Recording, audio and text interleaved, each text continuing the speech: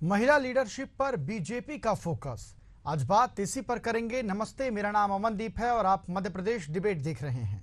मध्य प्रदेश में बीजेपी अब जिलों में महिला लीडरशिप को तवज्जो देने की कोशिश में जुट गई है।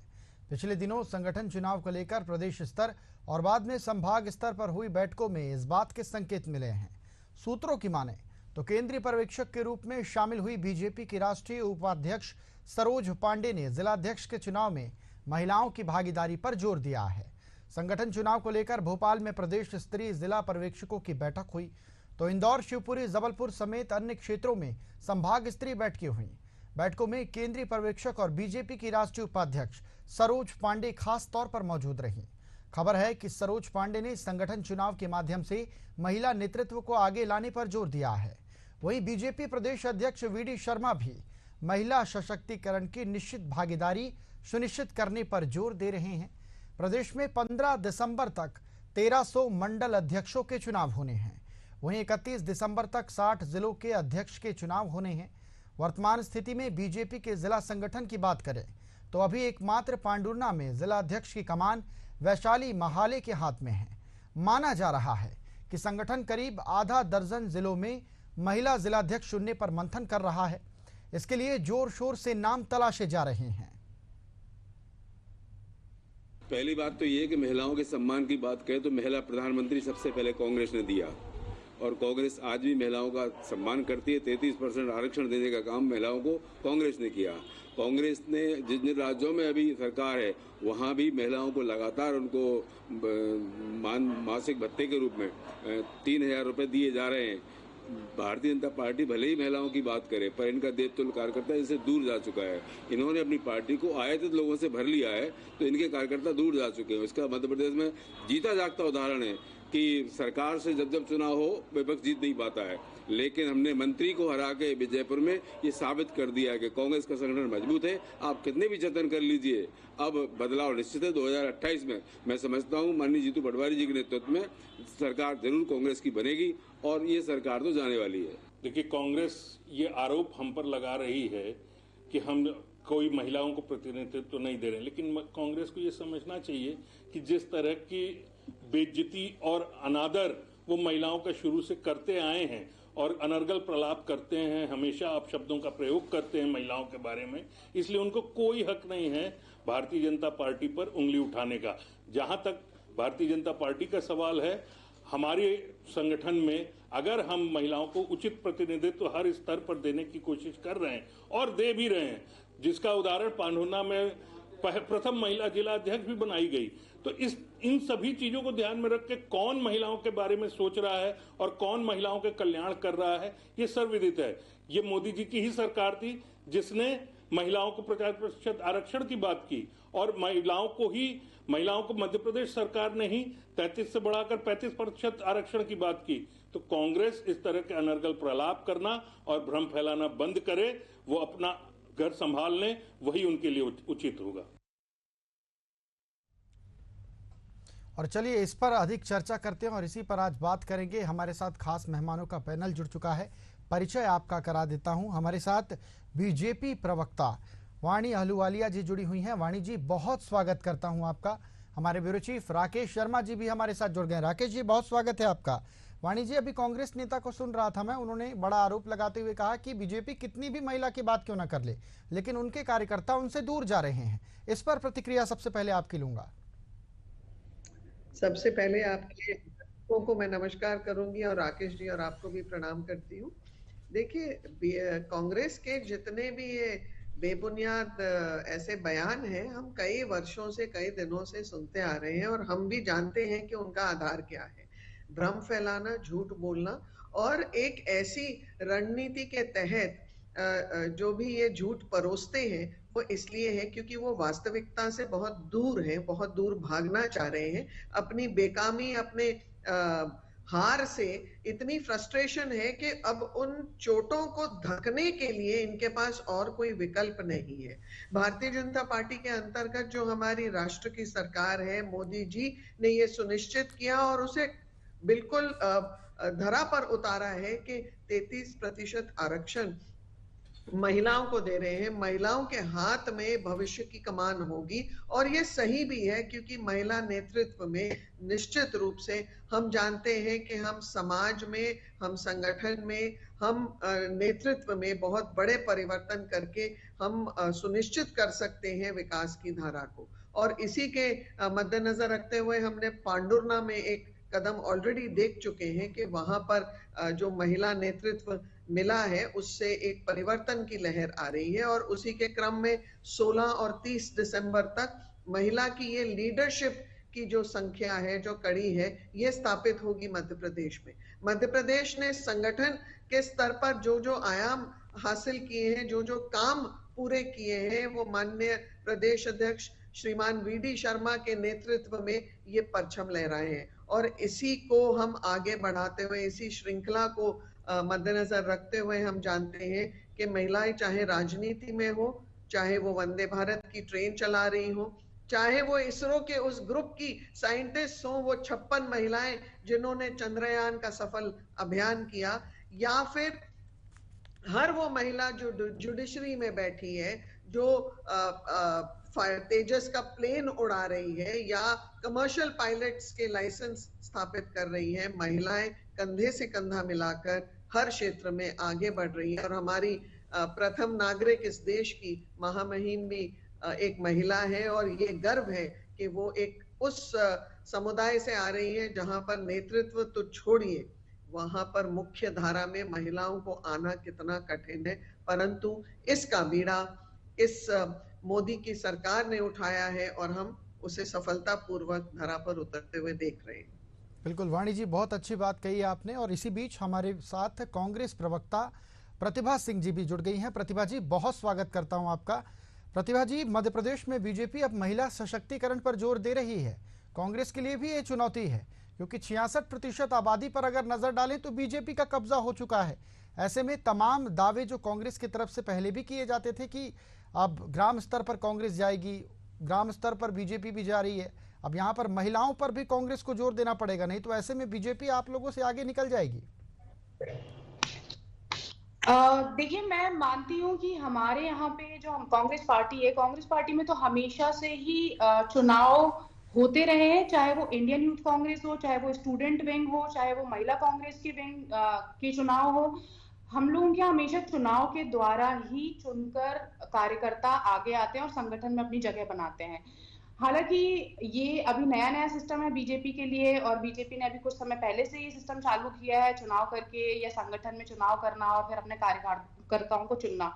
हालांकि मैं ये भी कहना चाहूंगी कि ये कैडर बेस्ड पार्टी अब रही नहीं, क्योंकि मैं मानती हूँ कि पहले थी, जब अटल जी का टाइम था, आडवाणी जी का समय था, तब ऐसा था कि यहाँ पे कार्यकर्ताओं की बात सुनी जाती थी। लेकिन अभी समय आ गया बीजेपी में ऐसा कि अब सिर्फ डिक्टेटरशिप चलती है। यहाँ पे मोदी जी क्या कहते हैं या शाह जी क्या कहते हैं, उसी चीज को माना जाता है। अब हम आ जाते हैं महिलाओं पर। मैं महिलाओं की अगर बात करूं तो इन्होंने अब जाकर महिलाओं पर ध्यान दिया है, लेकिन हमारी पार्टी ने, कांग्रेस पार्टी ने हमेशा ही महिला सशक्तिकरण की बात कही है और उसके लिए काम भी करा है। जैसे कि मैं आपका ध्यान इस तरफ खींचना चाहूंगी कि राजीव गांधी जी ने ही एक नारा दिया था, जिसका कहा था कि सशक्त नारी और सशक्त समाज का नारा राजीव गांधी जी ने दिया था। और उन्होंने ही बहुत सारी चीजें ऐसी स्टार्ट कराई थी महिलाओं के लिए, जैसे कि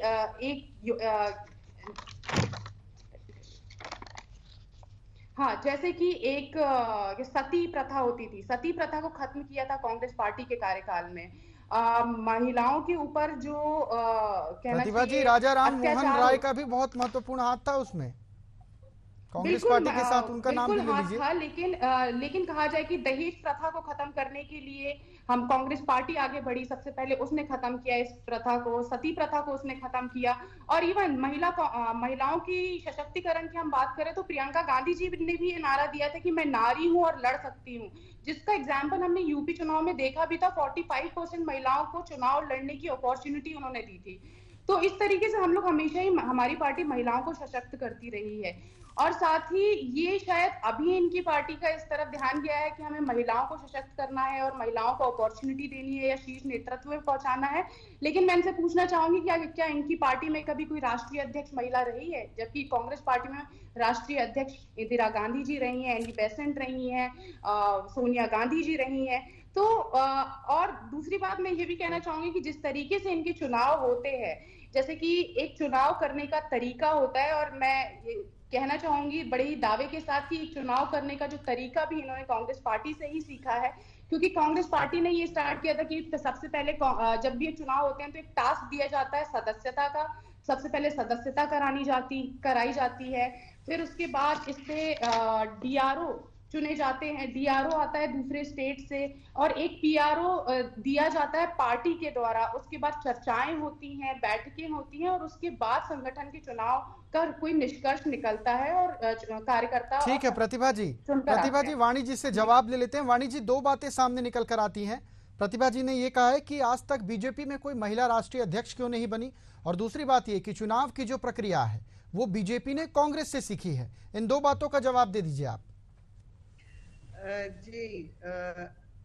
मुझे ऐसे लगता है कि कांग्रेस प्रवक्ता बहुत नया अध्ययन कर रही है, तो उस अध्ययन को सुधार करने के लिए मैं उनको बता दूं कि रानी लोकमाता अहिल्या देवी ने सबसे बड़ा विरोध किया था सती प्रथा के लिए। राजीव गांधी से पहले और राजीव गांधी से बहुत बड़े चेहरे इस धरती माँ ने पैदा किए हैं, जिन्होंने इस देश में से कुछ कुरीतियों को हटाने का भरपूर प्रयास किया। अब मैं जो महिला सम्मान की आप बात कर रहे हैं, तो देवी जी, लड़की हूं, लड़ सकती हूं, परंतु आपकी सोनिया गांधी और प्रियंका गांधी के मुंह में दही क्यों जम जाता है जब आप ही की पार्टी की महिला को छेड़छाड़ करते हैं। हुड्डा जी की एक रैली में अभी हाल ही में बयान आया था और आपकी एक महिला कार्यकर्ता के साथ मंच पर छेड़छाड़ हुई थी। यूं तो बहुत सारे उदाहरण मैं आपको दे सकती हूँ, सैकड़ों हैं। रोते बिलखते हुए आपकी महिला नेत्री कार्यालय से बाहर निकली है कि इसको जूते चप्पल से मारो। किसी को शराब पिलाने के लिए प्रताड़ित किया गया, किसी को छेड़छाड़ में प्रताड़ित किया गया। तब आपकी सशक्त महिला नेत्री के मुंह में दही क्यों जम जाता है? क्यों आपकी महिला नेत्री कुछ ऐसे मौकों पर ट्वीट भी नहीं करती है और अपना दुख भी जाहिर क्यों नहीं करती है, परंतु वहां जहां विदेशी हस्तक्षेप है और जहां विदेशी मूल के कुछ देश विरोधी ताकतें होती हैं, वहां तो बहुत जल्दी आपके नेत्री का ट्वीट आ जाता है। ऐसा दोहरा चरित्र और दोहरे मापदंड क्यों होते हैं? रही बात भारतीय जनता पार्टी, तो मैं आपको इतना भी और स्पष्ट बता दूं, कैडर बेस्ड पार्टी है और गर्व से कहते हैं कि संगठन ही हमारे लिए सर्वोपरि है। और इस संगठन के पर्व जो भारतीय जनता पार्टी ने उसके पर्व का नाम दिया है, उसको पर्व सम्मान हमने उसको एक जगह दी है, वो इसलिए है कि लोकतंत्र के असूलों के अंतर्गत हम जब हमारी पार्टी को हर कड़ी में जोड़ते हैं और उसे ब्लॉक से लेकर राष्ट्रीय स्तर तक हम उस कड़ी को निरंतर मजबूत करते जाते हैं, तो वो इसलिए है कि सबका साथ, सबका प्रयास, सबका विश्वास और अंत में इस देश का विकास हो, ये राष्ट्रवादी नीति है। राष्ट्रवाद तो छोड़िए, आप तो परिवारवाद की नीति के अंतर्गत ही अगर काम करते जाएंगे तो देवी जी, ये तो दुर्गति जो आज हुई है, इसमें तो आप लोग, मुझे लगता है कहीं ना कहीं नामो निशान भी मिट जाएगा। आने वाले दिनों में कांग्रेस शायद इतिहास में ही गढ़कर रह जाएगी, क्योंकि आप लोगों ने जो दोहरे चरित्र और दोहरे मापदंड को इस्तेमाल करते हुए कथनी और करनी में आप लोगों का अंतर है। आपके जो नेता है, मध्य प्रदेश का ही उदाहरण दे रही हूँ, रस चाशनी ढूंढते हैं महिलाओं में और टंच माल नाम करके संबोधित करते हैं आप, तो आप किस प्रकार से महिला हितैषी हो गए? पहले तो आप अपने कार्य को सुधारिए, अपनी करनी को सुधारिए, अपनी विचारधारा को और प्रबल करिए। ये देश उन वहां सनातन धर्म के वासियों का है जहां पर हम देवी को पूजते हैं, देवी एक शक्ति है, परंतु आपके राष्ट्रीय नेता राहुल गांधी तो शक्ति को ही ढूंढ निकाल के उसका विनाश करना चाहते हैं, शक्ति से लड़ना चाहते हैं। आप इसके बारे में कैसे नहीं बोल सकते? ठीक है वाणी जी, प्रतिभा जी से जवाब ले लेते हैं। प्रतिभा जी, बड़ा आरोप यहाँ पर कांग्रेस पर लगाया है वाणी जी ने, जवाब दे दीजिए। देखिए, मेरा एक पॉइंट मैं आपको मेंशन करना चाहती थी कि ज्योतिबा भाई फूले द्वारा भी इंस्पिरेशन लेकर कांग्रेस ने पूरे भारत देश में ऐसे स्कूल और कॉलेजेस खोले जो कि सिर्फ महिलाओं के लिए थे, ऐसे हॉस्टल्स खोले गए जो महिलाओं के लिए हैं। तो हमेशा ही महिलाओं के लिए कांग्रेस पार्टी ने काम किया है। मैं नारी सम्मान योजना की भी बात करना चाहूंगी कि नारी सम्मान योजना जो है सबसे पहले प्रियंका गांधी जी ने हिमाचल प्रदेश में लॉन्च करी थी और उसके सक्सेसफुल होने के बाद कर्नाटक में भी उसको लॉन्च किया गया, जिसको कॉपी किया गया भारतीय जनता पार्टी द्वारा अलग अलग राज्यों में। दूसरी बात मैं ये कहना चाहूंगी कि जिस तरीके से ये कह रही हैं कि कांग्रेस पार्टी के नेता महिलाओं के लिए गलत बातें कहते हैं, तो जो मैंने तो नहीं सुनी। हालांकि मैंने ये जरूर सुना है कि जैसे कि भारतीय जनता पार्टी के बहुत सारे नेता महिलाओं के कपड़ों को लेकर हमेशा ही उंगली उठाते रहे हैं। अगर किसी महिला का रेप हो जाता है तो वो भरे मंचों में ये कहते हैं कि उसने ऐसे कपड़े ही पहने थे तो उसके साथ तो ऐसा होना ही था। तो इस तरीके की बातें हमने भारतीय जनता पार्टी के नेताओं के मुख से सुनी है। और राहुल गांधी जी की इन्होंने बात कही कि राहुल गांधी जी सम्मान नहीं करते। राहुल गांधी जी महिलाओं का इतना ज्यादा सम्मान करते हैं, जहां पे ये कहते हैं जय श्री राम, तो हम कहते हैं जय सिया राम, कि हम सीता माता को नहीं भूलते हैं। सीता माता सबसे पहले हमारे लिए आती हैं। प्रतिभा तो हमारी जी, बात ही यहाँ प्रतिभा जी, राधिका खेड़ा याद है आपको? राधिका खेड़ा जी याद है? और भी कुछ और क्या आपको बिल्किस बानो याद है? बिल्किस बानो के आरोपियों को किस तरीके से उन्होंने मंच पे बिठा के माला चढ़ाई थी, वो फूल से सम्मान किया था। प्रतिभा जी, आपको क्या याद है उमंग सिंघार पे क्या केस लगा है? उनके निवास स्थान पर किस आरोप के अंतर्गत एक पुलिस केस लॉन्च हुआ था? आपको क्या पता है राहुल गांधी के ऊपर खुद एक पॉस्को का केस लगा हुआ है। वैसे तो पूरे गांधी परिवार पर और उनके अलायंस के ऊपर कोर्ट केसेस लगे हुए हैं, सब बेल पे हैं बाहर। आपको क्या ये भी पता है, जो आप अभी इतने बड़े वाक्य बोल रही हैं, कि किस आधार पर राहुल गांधी और प्रियंका गांधी अपने राजनीतिक ट्वीट्स करते हैं? आपको क्या ये पता है कि जो जो आप अभी अल्फाज बोले तो उसमें रेप विक्टिम्स के ऊपर सबसे पहले आपके हारे हुए पटवारी ने जाकर पॉस्को की जो पीड़ित थी उनका पूरी आइडेंटिटी डिस्क्लोज कर दी और सोशल मीडिया पे डाल दी। ये एक दंडनीय अपराध है देवी जी, आपको ध्यान होना चाहिए जब आप बयान देती हैं। आपके खुद के प्रदेश अध्यक्ष ये बीड़ा उठा चुके हैं कि पॉस्को विक्टिम्स की आइडेंटिटी डिस्क्लोज करते रहते हैं। और आप जो बात कर रही हैं कि बहुत सम्मान करते हैं, तो आप मुझे इस चीज का उत्तर दीजिए कि प्रियंका गांधी के मुंह में दही क्यों जम जाता है? ठीक है वाणी जी, इसको अलग तरीके से भी समझने का प्रयास कर लेते हैं। राकेश शर्मा जी हमारे साथ जुड़े हुए हैं, हमारे ब्यूरो चीफ है। राकेश जी, वाणी जी की भी बात आपने सुनी, प्रतिभा जी की भी बात आपने सुनी। महिला सशक्तिकरण पर यहाँ पर बात हो रही है कि मध्य प्रदेश में बीजेपी महिला सशक्तिकरण को बढ़ावा दे रही है। अब जिलों में, अधिकतर जिलों में बीजेपी महिला अध्यक्ष बनाएगी। मंडल अध्यक्षों में भी बीजेपी की जो महिला नेत्री हैं वो अब आगे आएंगी। बड़ी बात यह है कि महिला सशक्तिकरण की बात आज भी भारत में हो रही है। ये एक सोचनीय विषय है, क्योंकि राजा राम मोहन राय ने इसकी प्रथा, जो इसकी शुरुआत है वो बहुत पहले से कर दी थी, लेकिन आज भी हम महिला सशक्तिकरण की बात आज देश में कर रहे हैं। अब दोनों प्रवक्ताओं को आपने सुना है, निष्कर्ष क्या कुछ निकलता है? राकेश जी बताएं। देखिए, अपन यदि की बात की जाए तो समय के साथ जो है दौर बदलता जा रहा है। यही कारण है कि आधी आबादी को हर जगह जो है महत्व दिया जा रहा है, चाहे वो सरकारी नौकरियों की बात की जाए या राजनीतिक दल में यदि प्रतिनिधित्व की बात की जाए या संगठन या सत्ता में बात की जाए। लेकिन दरअसल यदि हम कांग्रेस की बात करें तो कांग्रेस में भी महिलाओं को प्रतिनिधित्व देने पे अब जोर दिया जा रहा है। और यदि हम कुछ दिनों पहले के यदि 2-3-4 महीने पुरानी बात करें तो जब इसको लेकर भी जो है एक संस्था अभियान जो है महिला कांग्रेस के द्वारा शुरू किया गया था, और इसके माध्यम से महिला कांग्रेस ने महिलाओं को अपने साथ जोड़ने को लेकर एक अभियान शुरू किया गया था। और इसमें यह बताया गया था कि जो कांग्रेस की विचारधारा से जो महिलाएं जो उनके साथ जुड़ना चाहती हैं, जो कांग्रेस पार्टी की विचारधारा से जो ताल्लुक रखती हैं, यदि वो जुड़ना चाहती हैं तो उनके लिए अभियान शुरू किया गया है। और यही कारण था कि एक टारगेट भी दिया गया था कि आप कुछ महिला पदाधिकारियों को, कि आप उन महिलाओं को जोड़ें अपने साथ और उनको अपने पार्टी की रीति नीति के बारे में बताएं।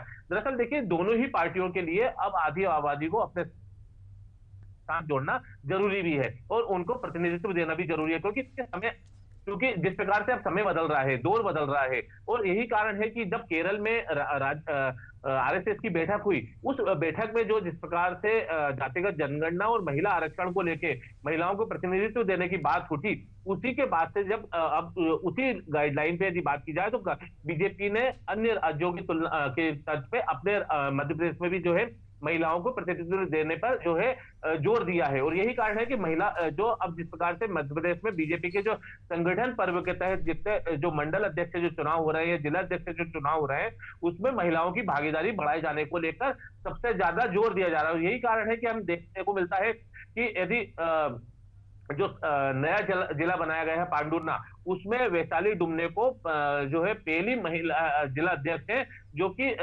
जिनको जिला अध्यक्ष के तौर पे जो उनकी ताजपोशी की गई है। दरअसल देखिए, इसके पहले हम देखते हैं तो आज तक कभी जिला अध्यक्ष के तौर पे जो है महिलाओं की ताजपोशी नहीं हुई है, नहीं नियुक्ति हुई है। लेकिन अब जो कि वक्त बदल रहा है और महिलाएं जो है किसी भी जो है वोटर के घर के किचन कैबिनेट तक जा सकती हैं, वहां की महिलाओं को समझा सकती हैं, सरकार की रीति समझा सकती हैं, चाहे विपक्ष हो या सत्ता पक्ष हो। दोनों ही दलों की जो महिलाएं हैं, कार्यकर्ता हैं, वो आम जनता से, आम महिलाओं से जब जुड़ती हैं तो अपनी पार्टी की रीति के बारे में बताती हैं। और यही कारण है कि इस बार जिस प्रकार से अमन आम देखने को मिल रहा है कि दोनों ही पार्टियां जो है महिला प्रतिनिधित्व, आदि आबादी को बढ़ाने पे जोर दे रही हैं, उनके प्रतिनिधित्व पे जोर दे रही है। तो माना जाता है कि जो आरएसएस की जो गाइडलाइन है उसको फॉलो कर रही है बीजेपी। और बीजेपी ने उसी तर्ज पे जो है जिला अध्यक्ष के पद पे भी जो है महिला की नियुक्ति किए जाने को लेकर जो है कवायद कर रही है। और माना जाता है, देखिए, आधे दर्जन से ज्यादा जिलों में भी जो है महिला जिला अध्यक्ष की यदि नियुक्ति होती है तो कोई बड़ी बात नहीं होगी, क्योंकि जिस प्रकार से आधी आबादी को सबसे ज्यादा फोकस जो है बीजेपी कर रही है इस बार। बिल्कुल बिल्कुल राकेश जी, मुझे लगता है कि पार्टियां बहुत अच्छी तरीके से समझ चुकी हैं कि महिलाओं की भूमिका क्या है। अब चलिए, अंतिम दौर पर हैं हम। वाणी जी, आपके पास आना चाहूंगा, 30 सेकंड का मात्र समय है, अंतिम प्रतिक्रिया आपकी लेना चाहूंगा महिला सशक्तिकरण को लेकर। देखिए, हमारा जो समाज है वो महिलाओं को देवी समान पूजता है, और जब महिलाओं को हम नेतृत्व देंगे, महिलाओं में लीडरशिप की जो क्वालिटीज हैं वो डेवलप होंगी और उन्हें समाज में एक प्राथमिक दर्जा दिया जाएगा, तो इस समाज का भी उद्धार होगा, समाज में सुधार आएगा और समाज में हमारी संस्कृति की पुनर्स्थापना होगी। तो जो भारतीय जनता पार्टी का लक्ष्य है कि विकास भी और विरासत भी, उसके अंतर्गत ये एक बहुत बड़ा कदम है और मैं उसके लिए सबको शुभकामनाएं देती हूं। बिल्कुल, बहुत अच्छी बात आपने कही है। प्रतिभा सिंह जी, आपसे भी महिला सशक्तिकरण पर प्रतिक्रिया लेना चाहूंगा, 30 सेकंड है आपके पास, फिर उसके बाद इस चर्चा को समाप्त करते हैं। हाँ, मुझे लगता है, मैं रियली अप्रिशिएट करती हूँ इस चीज को कि महिलाओं की भागीदारी बढ़ाई जा रही है। जैसे कि हम लोगों की पार्टी में भी जो अभी मेन कांग्रेस की जो लिस्ट निकली है उसमें भी महिलाओं को और इवन युवाओं को, SC ST को, सारे ही वर्गों को इन्वॉल्व किया गया है और ये बहुत ही अच्छी बात है। और मैं पहले, जैसे कि मैंने आपको चीजें भी गिनाई कि हमारे यहाँ तो राष्ट्रीय अध्यक्ष तक महिला रही हैं, जो कि एक बहुत बड़ी पोस्ट होती है। और दूसरी पार्टीज की जो बेसिक समितियां हैं, जैसे कि मान लीजिए RSS है, या जो, इन सब में तो महिलाएं नहीं है, लेकिन कांग्रेस ने हमेशा महिलाओं को स्पेस दिया है और ये बहुत अच्छी बात है कि अब दूसरी पार्टीज भी समझ रही हैं कि हाँ, महिलाओं को आगे लाना चाहिए और हर जगह स्पेस देना चाहिए। तो आई रियली अप्रिशिएट दिस। चलिए, बिल्कुल बिल्कुल, मुझे लगता है कि काफी सार्थक चर्चा हुई है। वाणी जी कुछ कहना चाहती हैं? वाणी जी 10 सेकंड है, जल्दी से अपनी बात रख दीजिए। के संघ में भी एक महिला विंग है, राष्ट्रीय सेविका समिति, मैडम को जानकारी नहीं है। और आपकी जो महिला अध्यक्ष राष्ट्रीय स्तर पर है वो इसलिए है क्योंकि गांधी परिवार के अलावा आप और किसी को नेतृत्व चलिए, मुझे लगता है कि काफी बहुत अच्छी चर्चा हुई है और बहुत, आप तीनों का मैं बहुत धन्यवाद करता हूं। आपने इतना कीमती समय हमारे चैनल को दिया, बहुत धन्यवाद आप सभी का। तो मध्य प्रदेश में महिला सशक्तिकरण की बात हो रही है, बीजेपी महिलाओं को आगे ला रही है। 60 जगहों पर अभी जिला अध्यक्ष के चुनाव होने हैं, 60 जिलों में ये चुनाव होने हैं और ऐसी बात सामने आ रही है कि 2 दर्जन से ज्यादा जिलों में इस बार महिला अध्यक्ष को चुना जाएगा। वहीं 1300 मंडल अध्यक्ष इस बार बनेंगे, जो पिछली बार के आंकड़ों के मुताबिक 200 ज्यादा है और इसमें भी महिला भागीदारी ज्यादा देखने को मिलेगी। इसी के साथ मध्य प्रदेश डिबेट में फिलहाल इतना ही। मुझे दीजिए आज्ञा, नमस्कार।